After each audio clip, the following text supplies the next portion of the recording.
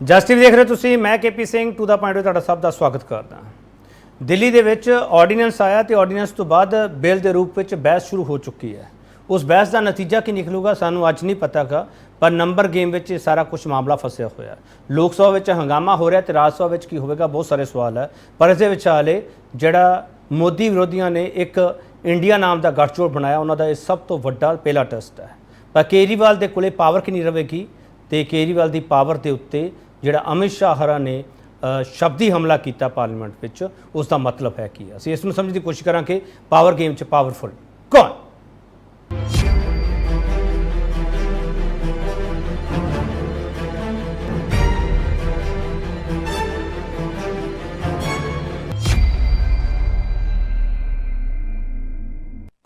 Parliament में की कुछ होया वो सारे ने सुनिया तो सुनना जरूरी भी है, पर इस विचाले बहस ये पकी है कि किस कोले किन्ने नंबर है राज्यसभा की होगा।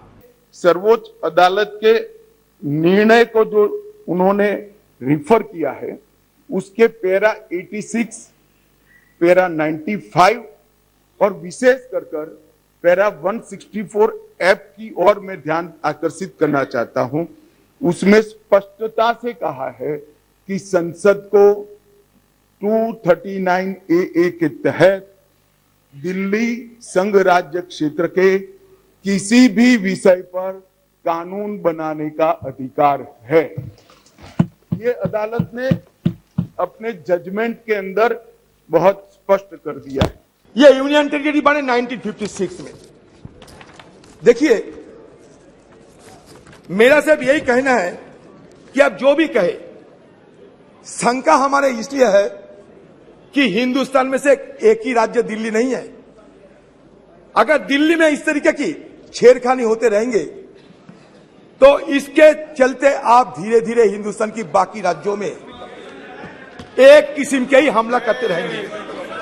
अगर आपको यह लगे कि यहां घोटाला होते रहते, ये घोटाले के लिए क्या ये बिल लाना जरूरी था? आपके हाथ में ईडी है, सीबीआई है, कितने सारे फौजें हैं आपके हाथ में, कितने सारे शक्तियां हैं अपने जेब में, तब उसको इस्तेमाल क्यों नहीं करते? बड़ा सवाल असीं ये पूछांगे, दिल्ली की पावर ਲਈ पार्लीमेंट 'ਚ बहस का नतीजा देश ਨੂੰ ਕਿਹੜੇ ਰਾਹ ਤੇ ਲੈ ਕੇ ਜਾਏਗਾ। ਇਸੇ ਸਵਾਲ ਤੇ ਬਹਿਸ ਹੋਗੀ। ਜਿਹੜਾ ਪੈਨਲ ਸਾਡੇ ਨਾਲ ਤਾਰਫ ਕਰਾ ਰਹੇ ਤੇ ਉਸ ਤੋਂ ਬਾਅਦ ਡਿਬੇਟ ਓਪਨ ਹੋ ਜਾਵੇਗੀ। ਪ੍ਰੈਸ ਅਵਨਾਜ ਸਿੰਘ ਸੀਨੀਅਰ ਜਰਨਲਿਸਟ ਨੇ। ਪ੍ਰੈਸ ਅਵਨਾਜ ਸਿੰਘ ਹਰਾਂ ਦਾ ਬਹੁਤ ਲੰਬਾ ਤਜਰਬਾ ਤੇ ਪ੍ਰੈਸ ਅਵਨਾਜ ਸਿੰਘ ਹਰਾਂ ਨੂੰ ਦਿੱਲੀ ਦੀ ਗਲੀ ਗਲੀ ਦਾ ਪਤਾ ਤੇ ਦਿੱਲੀ ਵਾਸੀਆਂ ਦੇ ਦਿਲ ਬਾਰੇ ਵੀ ਪਤਾ ਤੇ ਜਿਹੜੀ ਪੋਲਿਟਿਕਸ ਚੱਲਦੀ ਪਈ ਆ ਉਹਦੇ ਬਾਰੇ ਵੀ ਚੰਗੀ ਤਰ੍ਹਾਂ ਪਤਾ। ਪ੍ਰੈਸ ਅਵਨਾਜ ਸਿੰਘ ਤੋਂ ਸਮਝਣ ਦੀ ਕੋਸ਼ਿਸ਼ ਕਰਾਂਗੇ ਮਾਮਲਾ ਪੂਰਾ ਹੈ ਕੀ ਹੈ। ਪ੍ਰੈਸ ਅਵਨਾਜ ਸਿੰਘ, ਤੁਹਾਡਾ ਬਹੁਤ ਸਵਾਗਤ ਹੈ sir. Advocate Lakesh Narang Bharatiya Janata party spokesperson ने। नारंग साहब तुहाडा बहुत स्वागत है। एडवोकेट जसतेज सिंह आम आदमी पार्टी स्पोक्सपर्सन ने। जसतेज जी तुहाडा बहुत स्वागत है। टीना चौधरी कांग्रेस स्पोक्सपर्सन ने। टीना चौधरी तुहाडा बहुत स्वागत है।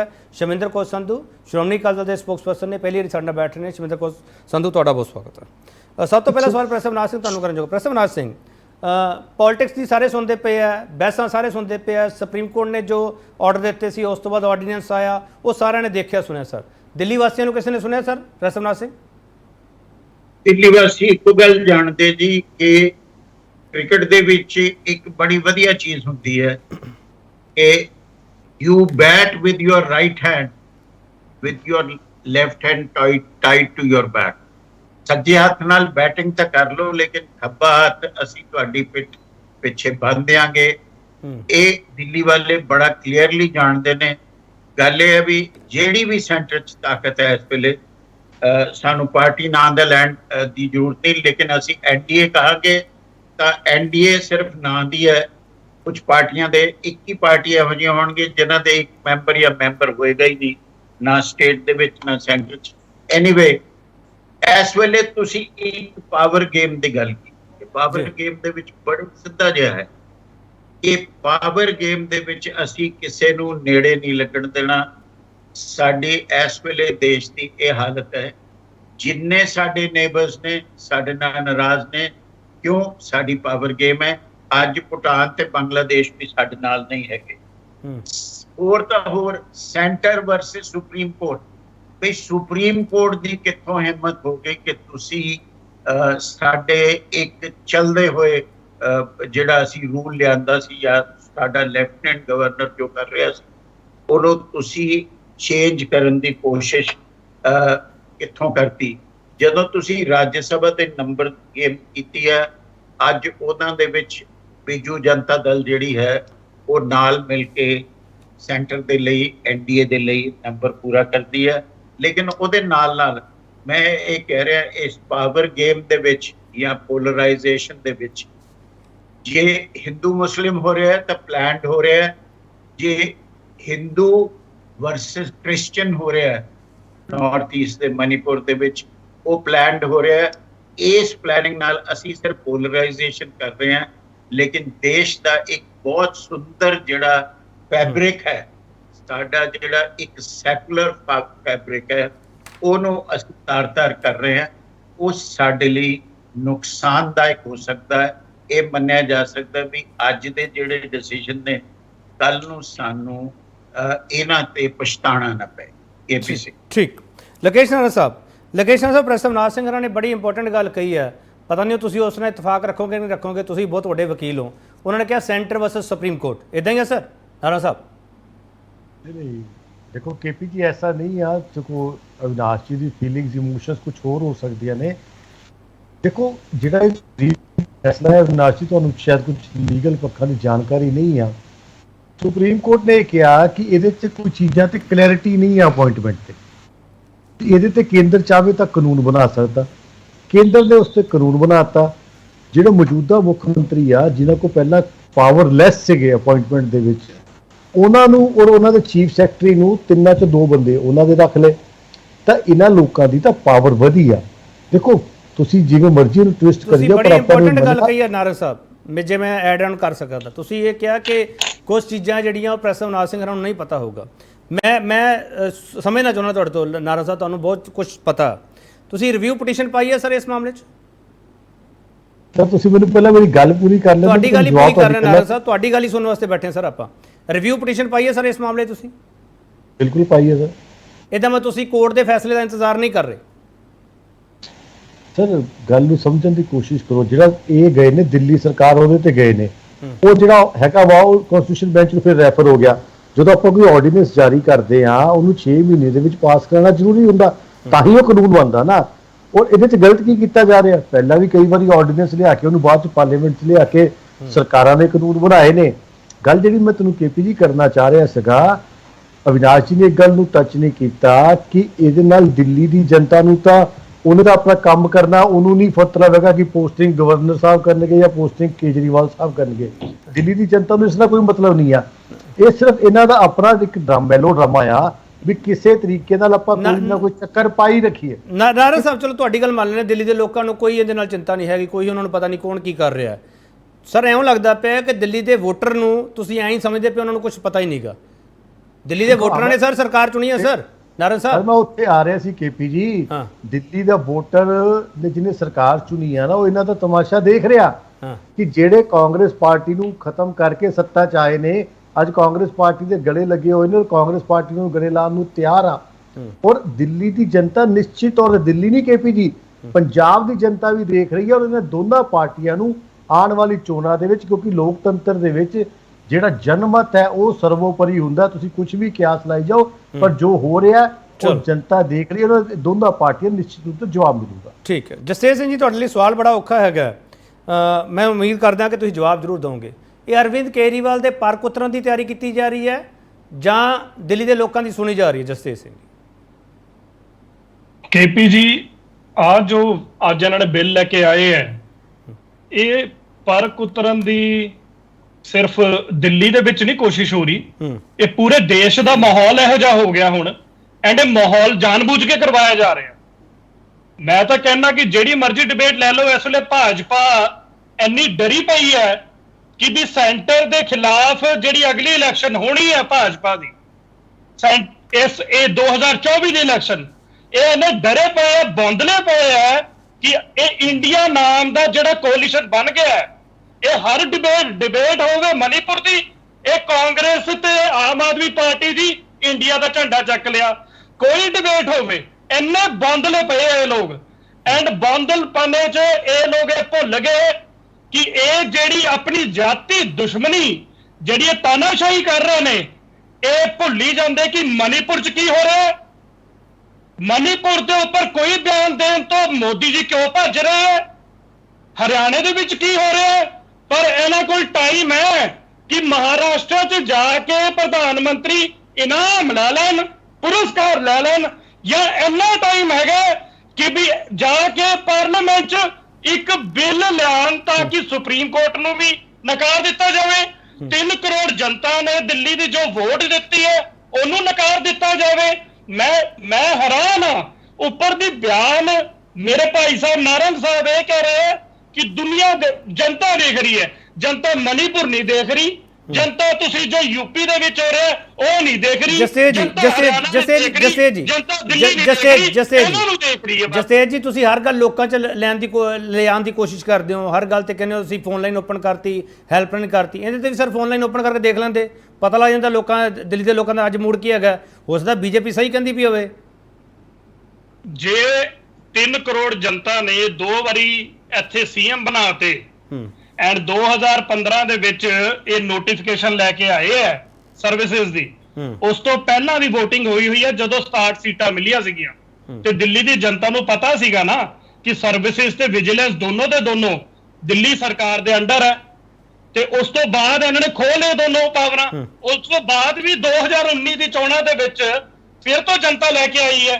ਹੁਣ ਜਨਤਾ ਹੋਰ ਕੀ ਮਤਲਬ ਅਸੀਂ ਇਹਨਾਂ ਦੇ ਮੁਤਾਬਿਕ ਥੋੜੀ ਨਾ ਚੱਲਣਾ ਹੈ। ਇਹਦਾ ਮਤਲਬ ਜਸਤੇਜ ਜੀ ਮੰਨ ਕੇ ਚੱਲੀਏ ਤੁਸੀਂ ਸਰਕਾਰ ਵੀ ਜਿੱਤੀ ਹੋਈ ਹੈ 3 ਵਾਰੀ, MCD ਵੀ ਜਿੱਤ ਲਈ, ਉਸ ਦੇ ਇੰਨੇ ਪਾਵਰਫੁਲ ਹੋ ਕੇ ਫਿਰ ਵੀ ਤੁਸੀਂ ਪਾਵਰਲੈਸ ਹੋ ਜਾਓਗੇ। ਦੇਖ ਲਓ ਇਸ ਸੰਵਿਧਾਨ ਦੀ, ਜੇ ਤੁਸੀਂ ਇਹਨੂੰ ਘਾਣ ਨਹੀਂ ਕਹਿੰਦੇ, ਜੇ ਤੁਸੀਂ ਅੱਜ ਇੱਕ ਮੈਜੋਰਿਟੀ ਕਿਉਂਕਿ ਇਹਨਾਂ ਕੋਲ ਜ਼ਿਆਦਾ ਹੈ, ਜੇ ਉਹਦਾ ਦੁਰਉਪਯੋਗ ਨਹੀਂ ਤੁਸੀਂ ਇਹਨੂੰ ਸਮਝਦੇ ਤਾਂ KP ਜੀ ਇਹ ਦੁਨੀਆ ਦੇ ਸਾਹਮਣੇ ਫਿਰ ਸੱਚਾਈ ਕੌਣ ਲੈ ਕੇ ਆਏਗਾ ਜੇ ਤੁਸੀਂ ਨਹੀਂ ਲੈ ਕੇ ਆਓਗੇ। ਚਲੋ ਮੈਂ ਇੱਕ ਛੋਟਾ ਬ੍ਰੇਕ ਲੈ ਕੇ ਵਾਪਸ ਆ ਰਿਹਾ, ਤੁਹਾਡੇ ਇਸੇ ਸਵਾਲ ਤੋਂ ਅੱਗੇ ਵਧਾਂਗੇ, ਬਾਕੀ ਮਹਿਮਾਨਾਂ ਕੋਲ ਜਾਵਾਂਗੇ। ਪਾਵਰ ਗੇਮ 'ਚ ਪਾਵਰਫੁਲ ਕੌਣ ਹੈ, ਬੜਾ ਸਵਾਲ ਹੈ, ਵਾਪਸ ਆ ਰਹੇ ਹਾਂ।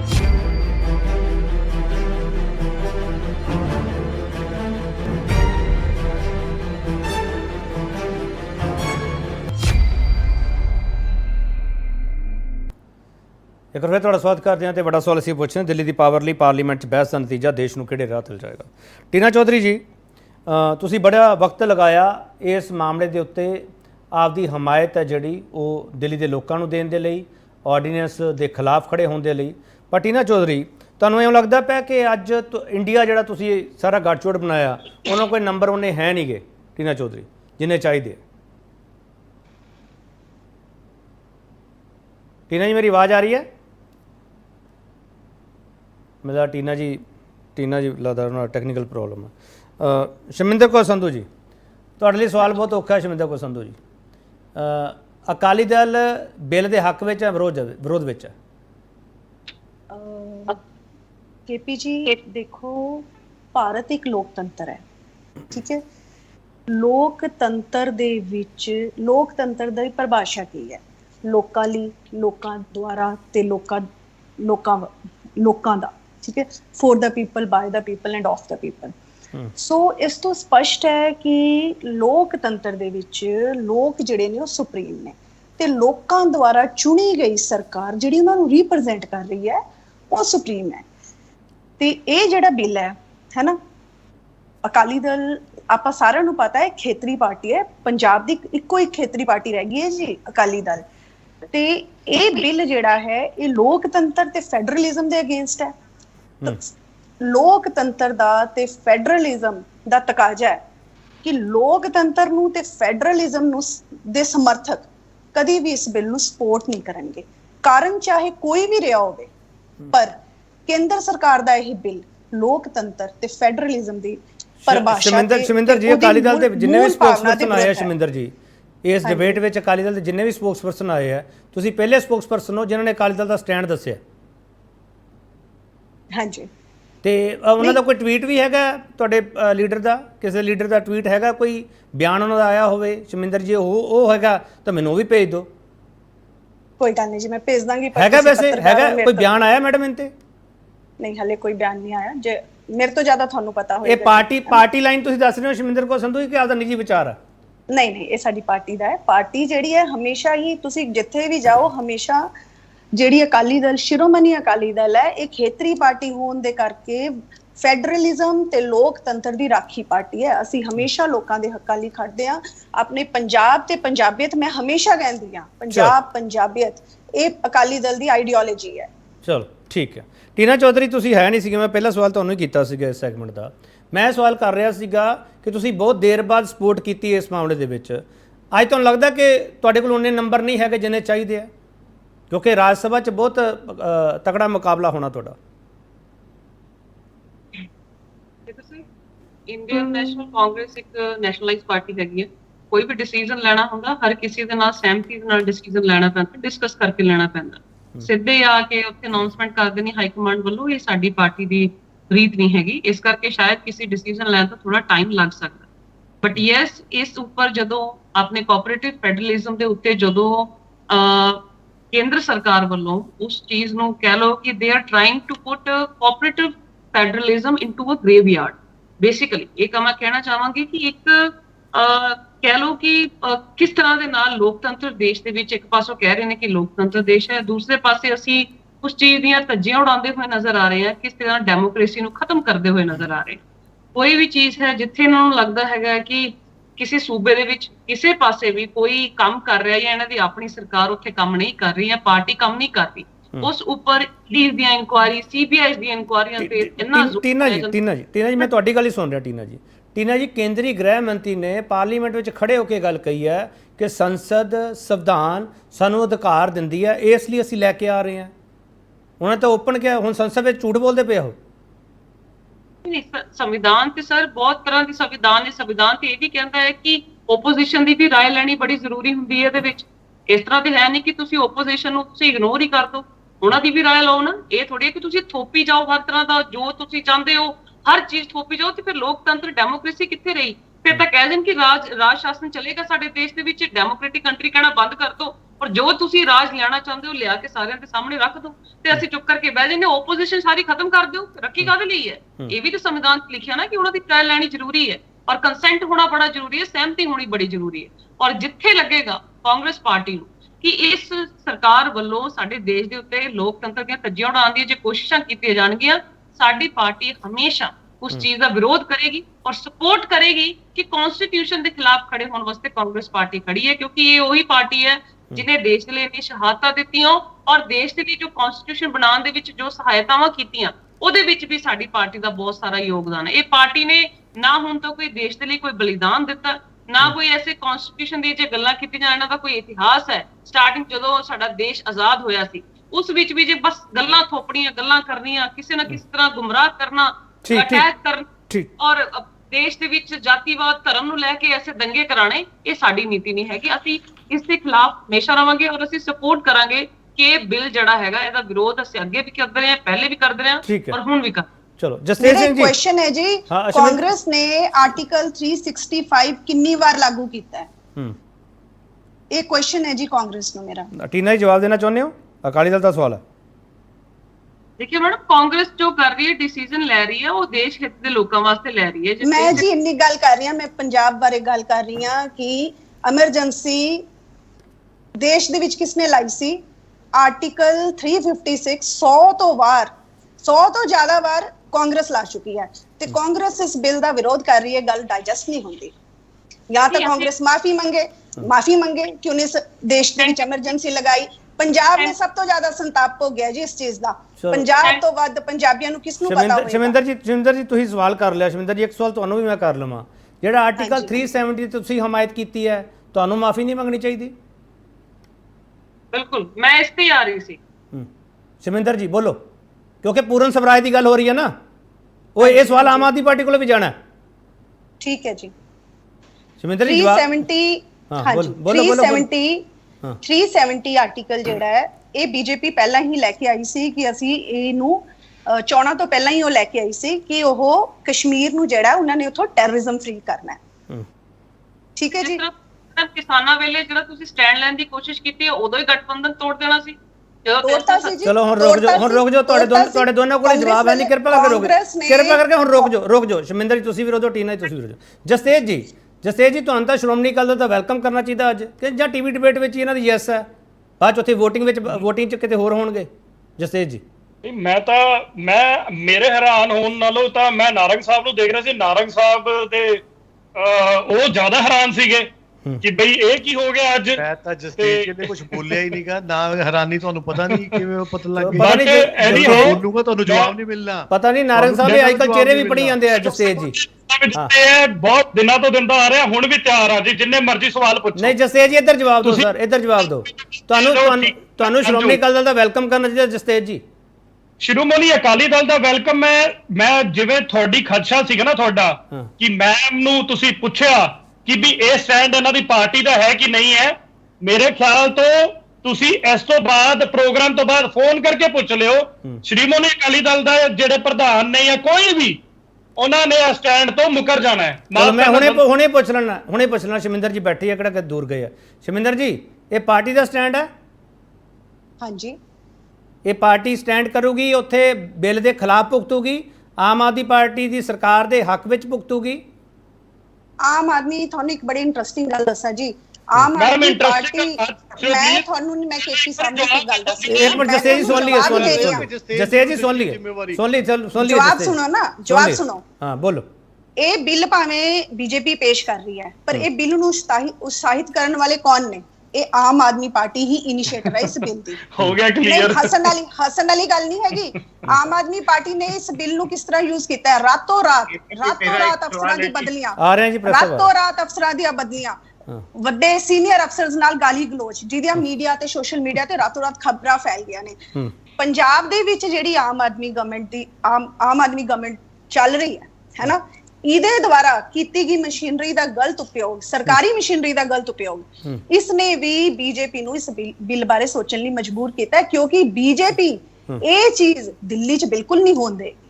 BJP will never allow Aam Aadmi to do the same। ਚਲੋ ਮੈਂ ਅਖੀਲੇ ਸੈਗਮੈਂਟ ਵਿੱਚ ਵੀ ਤੁਹਾਡੇ ਤੋਂ ਸਵਾਲ ਲਵਾਂਗਾ ਸ਼ਮਿੰਦਰ ਜੀ। ਮੈਂ ਇੱਕ ਛੋਟਾ ਬ੍ਰੇਕ ਲੈ ਰਿਹਾ, ਪ੍ਰੈਸ ਅਵਨਾਸ਼ ਸਿੰਘ ਵਾਪਸ ਆ ਰਿਹਾ ਤੁਹਾਡੇ ਕੋਲੇ। ਪਾਵਰ ਗੇਮ 'ਚ ਪਾਵਰਫੁਲ ਕੌਣ ਹੈ, ਅਸੀਂ ਇਹ ਸਵਾਲ ਕਰ ਰਹੇ ਹਾਂ। ਪਾਰਲੀਮੈਂਟ ਵਿੱਚ ਬਹੁਤ ਹੰਗਾਮਾ ਹੋ ਰਿਹਾ, ਪਰ ਮੈਂ ਕੋਸ਼ਿਸ਼ ਕਰ ਰਿਹਾ ਕਿ ਇੱਥੇ ਸੰਜੀਦਾ ਚਰਚਾ ਹੋਵੇ ਤੇ ਸਾਨੂੰ ਸਮਝ ਆ ਸਕੇ ਕਿ ਕਿਹੜਾ ਬੁਲਾਰਾ ਕੀ ਕਹਿਣਾ ਚਾਹ ਰਿਹਾ। ਵਾਪਸ ਆ ਰਹੇ।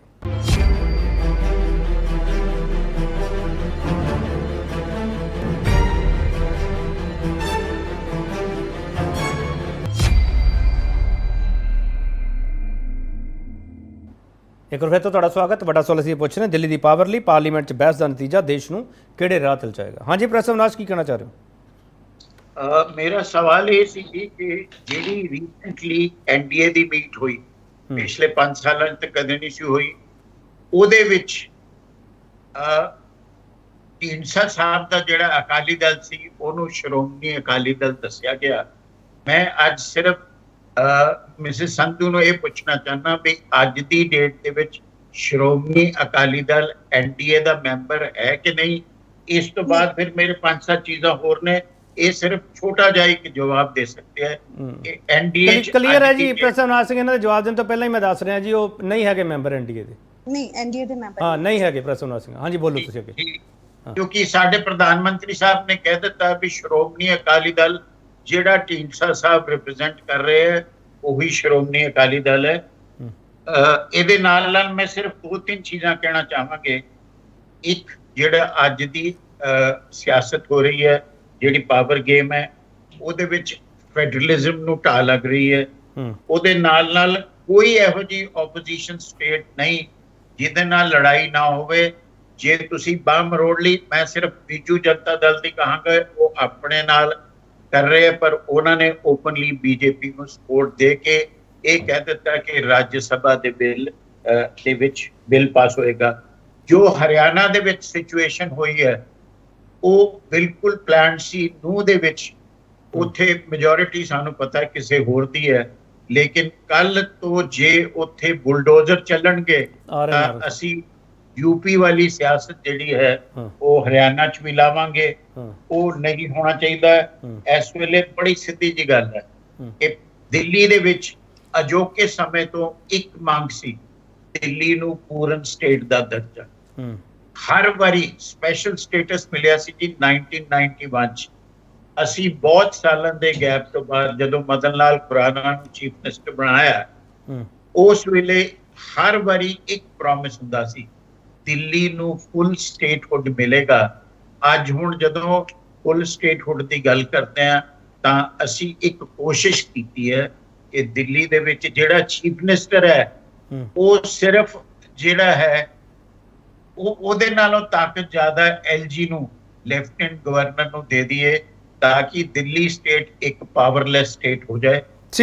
ਮੈਂ ਇਹ ਨਹੀਂ ਕਹਾਂਗਾ, ਨਾ ਮੈਂ ਉਹਨਾਂ ਦੀ ਹਮਾਇਤ ਕਰ ਰਿਹਾ, ਲੇਕਿਨ ਮੈਂ ਤੁਹਾਨੂੰ ਕਹਾਂਗਾ ਦਿੱਲੀ 'ਚ ਰਹਿਣਾ, ਇਲੈਕਟ੍ਰਿਸਿਟੀ ਦੀ ਸਿਚੁਏਸ਼ਨ ਇੰਪਰੂਵ ਹੋਈ ਹੈ, ਮੈਡੀਕਲ ਜਿਹੜੀਆਂ ਤੇ ਐਜੂਕੇਸ਼ਨ ਤੇ ਇੰਪਰੂਵ ਹੋਈ ਹੈ, ਰੋਡ ਦੀ ਹਾਲਤ ਬਦ ਤੋਂ ਬੱਤਰ ਹੈ ਔਰ ਰਹੇਗੀ।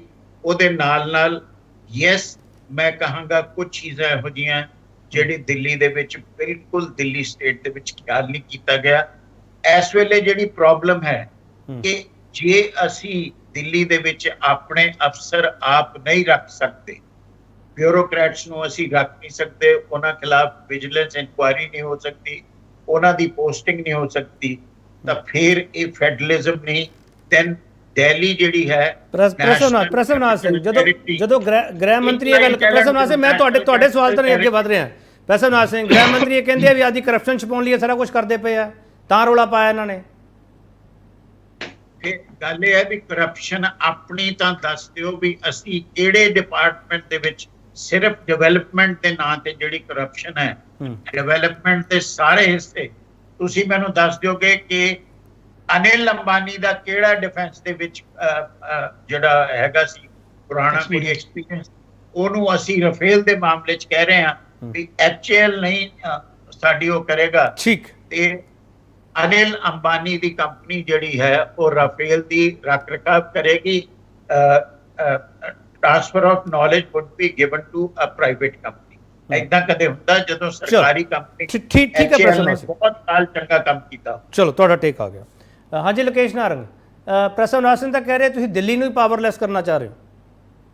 ਕੇਪੀ ਜੀ, ਮੈਂ ਤੁਹਾਨੂੰ ਵਿੱਚ ਇਸ਼ਾਰਾ ਇਸ ਕਰਕੇ ਕਰ ਰਿਹਾ ਸੀਗਾ ਕਿ ਮੈਨੂੰ ਇਹ ਕਲੀਅਰ ਕਰ ਦਿਓ ਕਿ ਪ੍ਰੋਫੈਸਰ ਅਵਿਨਾਸ਼ ਸਿੰਘ ਇੱਕ ਨਿਊਟਰਲ ਪੈਨਲਿਸਟ ਨੇ ਕਿ ਆਮ ਆਦਮੀ ਪਾਰਟੀ ਦੇ ਦੂਸਰੇ ਨੁਮਾਇੰਦੇ ਨੇ। ਸਰ ਇਹ ਸਵਾਲ ਤੁਸੀਂ ਲੋਕੇਸ਼ ਨਾਰੰਗ ਸਾਹਿਬ, ਇਹ ਸਵਾਲ ਸਰ ਤੁਸੀਂ ਉਹਨਾਂ ਤੇ ਵੀ ਕਰ ਲਿਓ, ਮੇਰੇ ਤੇ ਵੀ ਕਰ ਲਿਓ, ਕੋਈ ਦਿੱਕਤ ਨਹੀਂ ਸਰ, ਅੱਗੇ ਵਧੋ।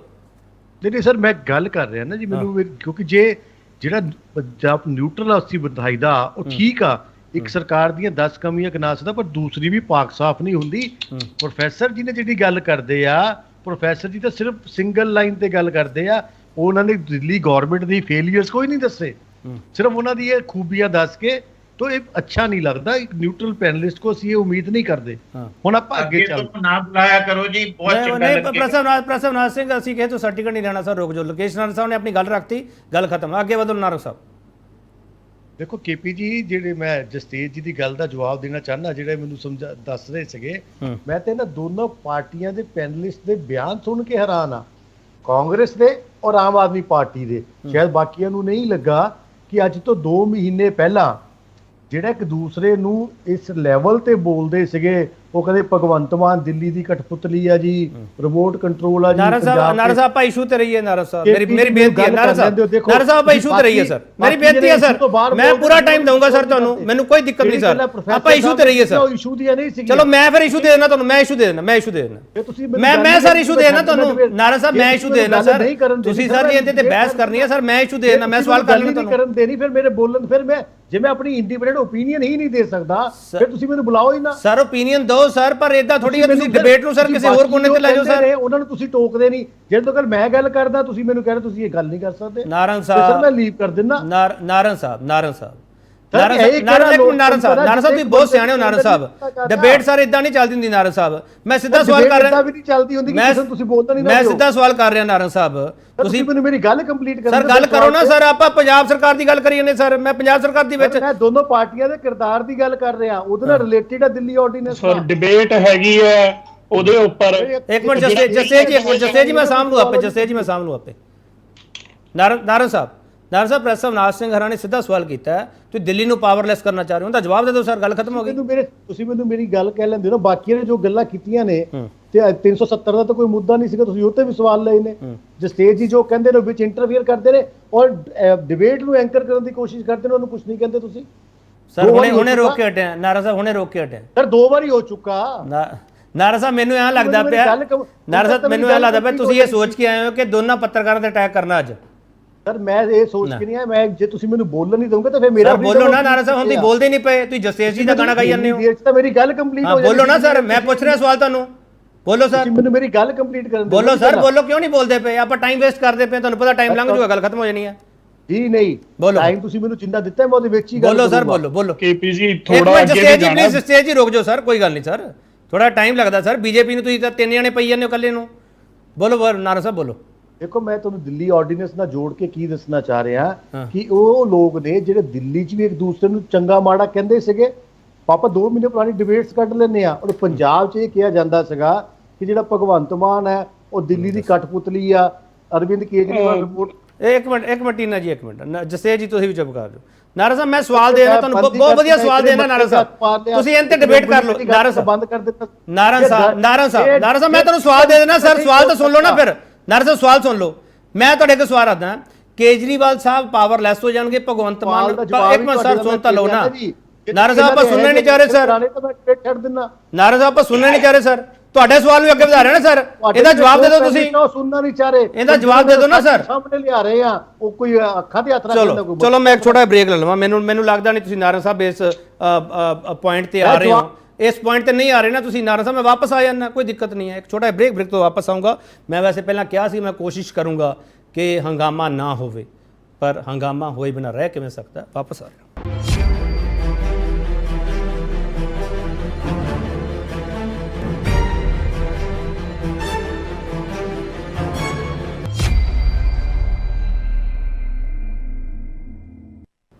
ਇੱਕ ਵਾਰ ਫਿਰ ਤੁਹਾਡਾ ਸਵਾਗਤ ਕਰਦੇ ਹਾਂ। ਤੇ ਵੱਡਾ ਸਵਾਲ ਅਸੀਂ ਇਹ ਪੁੱਛ ਰਹੇ ਹਾਂ, ਦਿੱਲੀ ਦੀ ਪਾਵਰ ਲਈ ਪਾਰਲੀਮੈਂਟ 'ਚ ਬਹਿਸ ਦਾ ਨਤੀਜਾ ਦੇਸ਼ ਨੂੰ ਕਿਹੜੇ ਰਾਹ ਤੇ ਲਿਜਾਏਗਾ? ਨਾਰਾ ਸਾਹਿਬ ਬਹੁਤ ਸੌਖਾ ਸਵਾਲ ਕਰ ਰਹੇ ਹਾਂ ਸਰ, ਬੜਾ ਸਧਾਰਨ। ਸੁਪਰੀਮ ਕੋਰਟ ਨੇ ਜੋ ਆਦੇਸ਼ ਦਿੱਤੇ ਸੀਗੇ ਉਹਦੀ ਉਲੰਘਣਾ ਤਾਂ ਨਹੀਂ ਕਰ ਰਹੀ ਕੇਂਦਰ ਸਰਕਾਰ? ਜੀ ਨਹੀਂ ਕਰ ਰਹੀ। ਚਲੋ ਠੀਕ ਹੈ।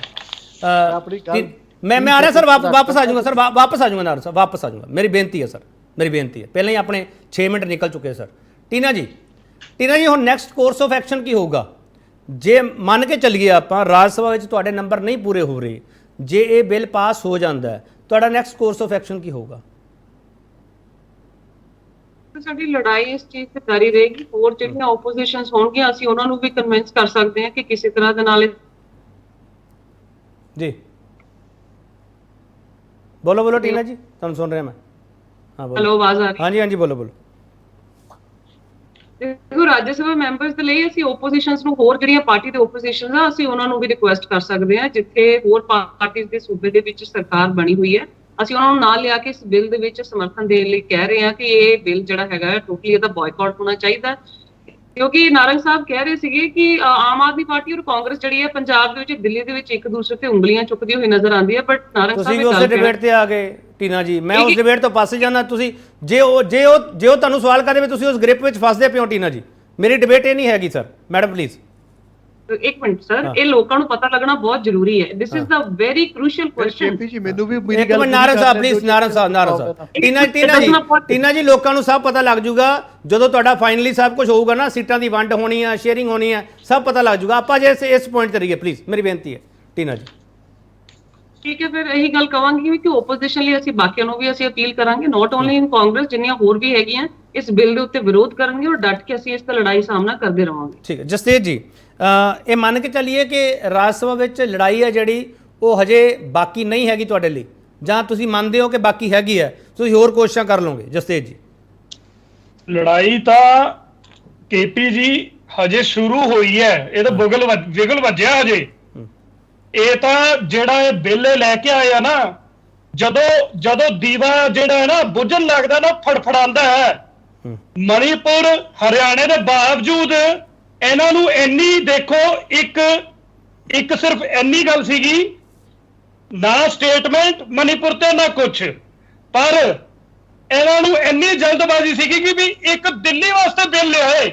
ਮਣੀਪੁਰ ਤੇ ਮੋਦੀ ਜੀ ਹਜੇ ਤੱਕ ਪਾਰਲੀਮੈਂਟ 'ਚ ਨਹੀਂ ਕਦਮ ਰੱਖ ਸਕੇ।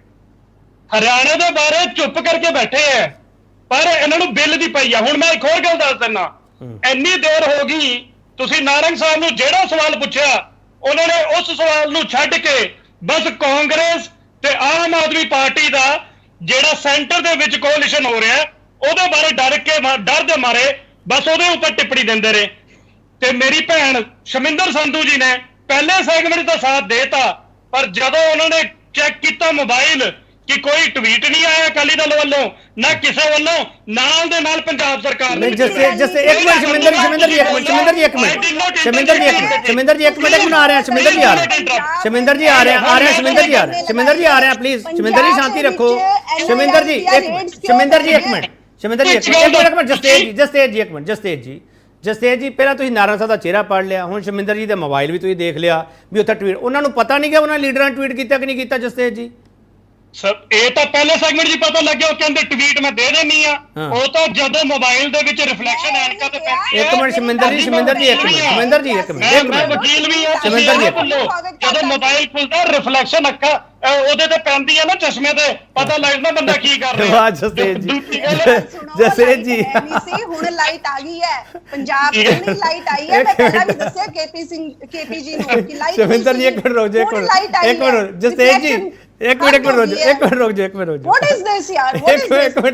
This is not the चलो शमिंदर जी चलो शमिंदर जी मैं चलो ठीक है जसतेज जी ने आपकी गल कहती शमिंदर जी एक मिनट जसतेज जी एक मिनट आ रहे शमिंदर जी का टेक ले लिया एक मिनट टेक ले लिया जसतेज जी एक मिनट जसतेज जी शमिंदर जी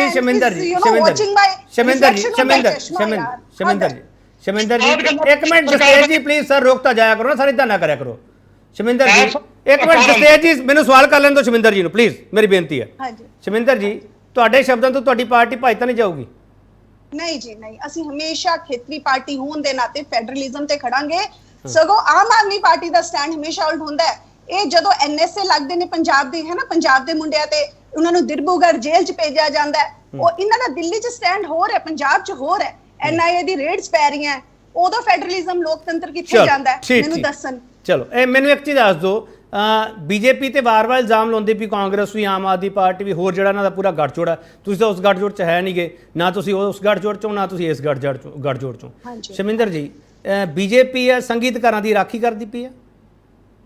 ਨਹੀਂ ਬਿਲਕੁਲ ਨਹੀਂ ਜੀ, ਮੈਂ ਪਹਿਲਾਂ ਹੀ ਕਹਿ ਰਹੀ ਹਾਂ, ਜੋ ਵੀ ਇਹ ਕਰ ਰਹੇ ਹੈ ਬੀਜੇਪੀ ਰੀਜ਼ਨ ਕਾਰਨ ਜੋ ਵੀ ਦੱਸਣ, ਟੈਕਨੀਕਲੀ ਜੋ ਵੀ ਰੀਜ਼ਨ ਦੱਸਣ, ਪਰ ਇਹ ਲੋਕਤੰਤਰ ਦਾ ਤੇ ਫੈਡਰਲਿਜ਼ਮ ਦੀ ਬੇਸਿਕ ਨੇਚਰ ਦਾ ਬਿਲਕੁਲ ਵਿਰੋਧ ਕਰ ਰਹੀ ਹੈ। ਚਲੋ ਨਾਰਾਇਣ ਸਾਹਿਬ ਆਮ ਆਦਮੀ ਪਾਰਟੀ ਬੈਠੀ ਹੈ, ਕਾਂਗਰਸ ਬੈਠੀ ਹੈ, ਸ਼੍ਰੋਮਣੀ ਅਕਾਲੀ ਦਲ ਬੈਠਾ। ਨਾਰਾਇਣ ਸਾਹਿਬ ਇਹਨਾਂ ਦਾ ਸਾਰਿਆਂ ਦਾ ਇੱਕ ਸਵਾਲ ਹੈ ਕਿ ਤੁਸੀਂ ਸੰਘੀ ਢਾਂਚੇ ਦੀ ਰਾਖੀ ਨਹੀਂ ਕਰਦੇ ਪਏ, ਫੈਡਰਲਿਜ਼ਮ ਦੇ ਵਿਰੋਧ ਵਿੱਚ ਹੋ ਤੁਸੀਂ। ਨਾਰਾਇਣ ਸਾਹਿਬ ਇਸੇ ਤੇ ਕਮੈਂਟ ਕਰਿਓ ਪਲੀਜ਼ ਸਰ। ਕੇਪੀ ਜੀ ਸੰਘੀ ਢਾਂਚੇ ਦੀ ਕੋਈ ਬੇਦਖਲ ਨਹੀਂ ਕੀਤੀ ਜਾ ਰਹੀ। ਸੁਪਰੀਮ ਕੋਰਟ ਦੀ ਇੱਕ ਜਜਮੈਂਟ ਆਈ ਹੈ ਔਰ ਜਜਮੈਂਟ ਸਾਰੇ ਨੇ ਪੜ੍ਹੀ ਆ, ਉਹਦੇ 'ਚ ਉਹਨਾਂ ਨੇ ਕਿਹਾ ਵੀ ਇਹ ਤੇ ਕਾਨੂੰਨ ਬਣਾਓ, ਕਾਨੂੰਨ ਬਣਾਇਆ ਗਿਆ ਔਰ ਕਾਨੂੰਨ ਬਣਾਉਣਾ ਪਾਰਲੀਮੈਂਟ ਦਾ ਅਧਿਕਾਰ ਆ। ਔਰ ਇਹ ਗੱਲ ਅਮਿਤ ਸ਼ਾਹ ਜੀ ਨੇ ਪਾਰਲੀਮੈਂਟ ਦੇ ਵਿੱਚ ਕਹੀ ਆ ਕਿ ਸੰਸਦ ਨੇ ਹੀ ਕਾਨੂੰਨ ਬਣਾਉਣਾ, ਜਿੱਥੇ ਕਲੈਰਿਟੀ ਨਹੀਂ ਹੈ ਸੰਸਦ ਨੇ ਹੀ ਕਾਨੂੰਨ ਬਣਾਉਣਾ ਵਾ।